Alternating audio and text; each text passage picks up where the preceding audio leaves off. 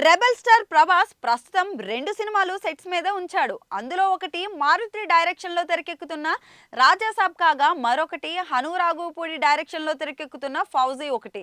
రెండు సినిమాలు రెండు డిఫరెంట్ జోనర్స్ తో అయితే వస్తున్నాయి. రాజాసాబ్ షూటింగ్ 80% వరకు పూర్తి కాగా ఫౌజీ సినిమా మాత్రం ఈ మధ్యనే మొదలుపెట్టారు. అయితే ఇన్నాళ్ళు ఫౌజీని ప్రభాస్ లేకుండా షూటింగ్ నిర్వహించిన డైరెక్టర్ ప్రభాస్ ఇంకా హీరోయిన్ తో షెడ్యూల్ ప్లాన్ చేస్తున్నారని తెలుస్తోంది. ఈ సినిమా షూటింగ్ మదురైలోని కారైకుడిలో జరుగుతున్నట్లయితే తెలుస్తోంది. ఇందులో ప్రభాస్ ఒక బ్రాహ్మణ యువకుడిగా కనిపించబోతున్నారట.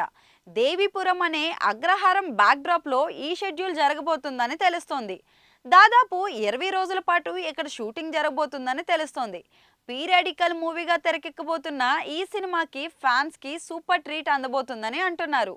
సీతారామం హిట్ తో హను తన డైరెక్షన్ టాలెంట్ చూపించగా ప్రభాస్ ని ఫ్యాన్స్ ఎలా చూడాలని కోరుకుంటున్నారో దానికి మించి ఉండేలా చూపించబోతున్నాడని అయితే తెలుస్తోంది. ప్రభాస్ హను కాంబోలో వస్తున్న ఫౌజీ ఖచ్చితంగా ఫ్యాన్స్ ని సర్ప్రైజ్ చేసేలా ఉంటుందని అంటున్నారు. ప్రభాస్ ఈ సినిమాతో పాటుగా కల్కి 2 కూడా చేయాల్సి ఉంది.